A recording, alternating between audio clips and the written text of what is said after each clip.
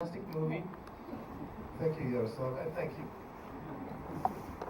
So now we can have a little Q&A, and I hope you are very curious and you have a lot of questions, because I think it's a good chance to have you here and have a little talk. And I think I have also a lot of questions. Okay, it's not, I'm sorry that we weren't here to introduce the movie. Usually it's nice to personally massage an audience into an experience, and even just sort of step over a few seats and rub a few necks. But we were both obliged to go to the Canadian Embassy and drink a lot of Canadian gin and things like that. So anyway, we're ready. You don't look like We're ready for the answers. Yes. We're ready for your worst. Ready for some stone weighing if necessary. Okay, let's go.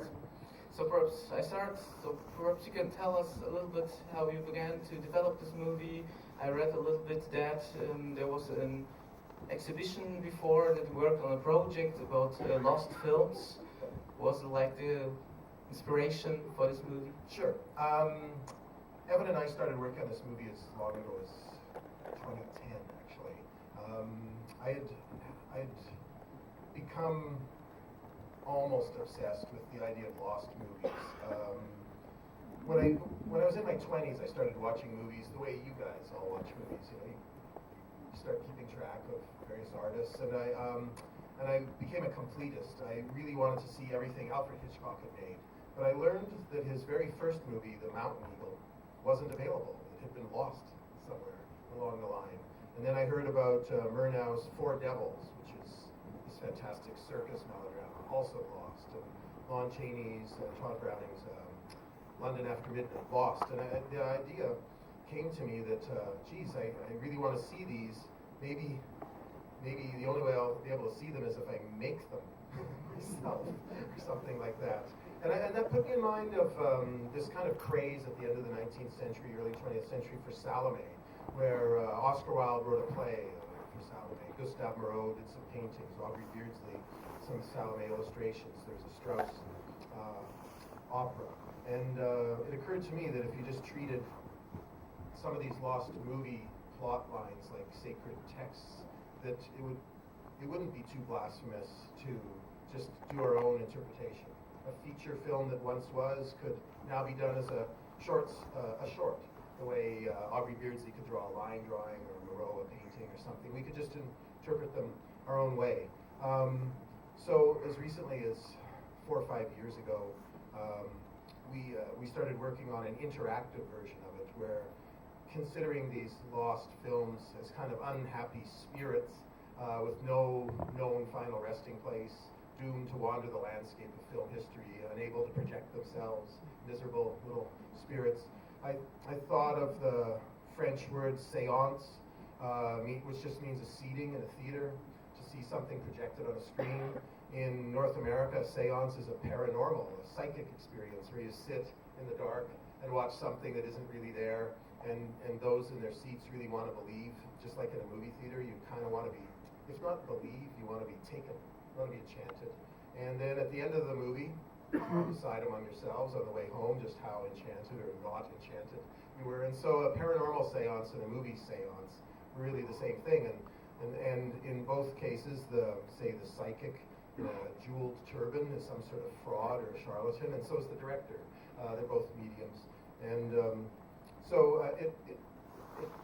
it occurred to us that if we held a séance every day with some actors, put them into trances, actors are forever going into trances, and invited us, the spirit of a lost film, to possess them, to compel them, to order them almost to act out the very rudimentary plot pantomimes of a lost film, and that I could record it as a spirit photographer, and that's what we did. So for 31 days in a row, for 3 weeks at the Centre Pompidou in Paris, and for 3 weeks at the Phi Center in Montreal, we held a little séance every day and shot our own adaptations of lost films.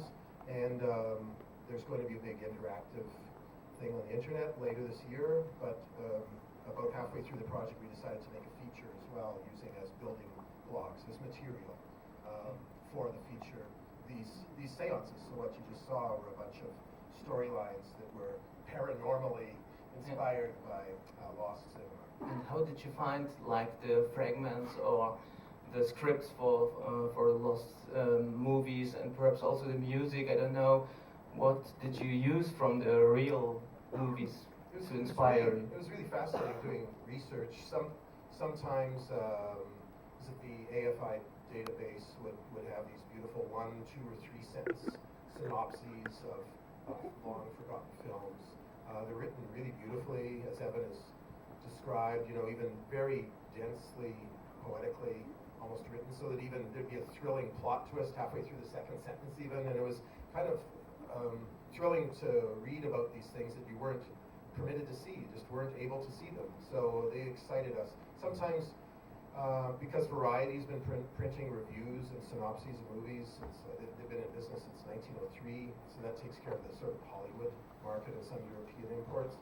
But then we just started investigating lost films because almost every country in the world had a film industry in the first few decades before power got centralized in the usual filmmaking capitals in the world. It's actually becoming decentralized again, which is really encouraging, as you can tell by flipping through the pages of the Berlinale program.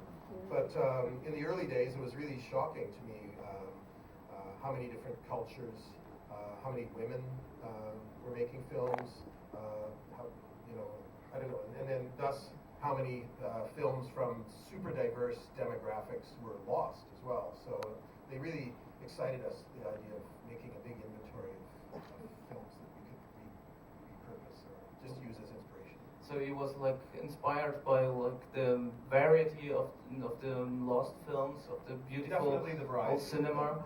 And how did you organize all the material then? Perhaps you work together. How does it work then? You have so many different styles and stories and strange episodes. How did you create it? Well, I wouldn't say we organized the material. You saw. That's what we did to it. There's an organization in that, a structure. We bought screenwriting textbooks and learned the art of screenwriting. There are lots of books that teach you how to write a screenplay, and we bought those books. Read them, and I guess ignored most of them, or failed to learn, or were not good readers, or Slow learn. yeah. But we did decide that the movie deserved a 3-act structure, like the classic Hollywood 3 acts, and so we tried to hit blockbuster beats in the movie. And then we got more. Then we wanted to get more ambitious. I don't know if that's the word. More stubborn, something, and complicate the structure with nested narratives, stories within stories within stories, which was partially inspired by the French writer Raymond Roussel, who is a famously stubborn writer who insisted on starting one story and then digressing into another story, digressing into another, and never really producing a satisfying single narrative, instead interrupting himself all the time, and for reasons that nobody ever quite determined. He was a mystery of a man. He even died, apparently, with a key in his hand in front of a locked door. And nobody really knows if he had just locked himself in or was trying to unlock the door to get out. It was just, and that somehow that image was an inspiration to the whole feel of the movie, certainly the title as well. I can't remember what the question was, but Yeah, it was quite a good answer. But I can't imagine how was it like. Did you have like your special themes or episodes, and how did you manage it together to bring it in this form, or was it quite like a good mood, and you were every time you understand each other very good? Well, I really learned to, in the past, my collaborations were more like compromises. I would say bring a lot of designs I wanted to my production designer, and he would just say, no, you can't have stairs, or something like that. Not even one? No, you can't have one stair, you can't afford it, or something like that. And so instead of fighting for myself, I would just walk away kind of dejected, and what would result is sort of half of what I wanted, and then a bunch of anger with myself. But by the way, I finally got a new production designer, Galen Johnson, Evan's brother, didn't do that to me. In felt great.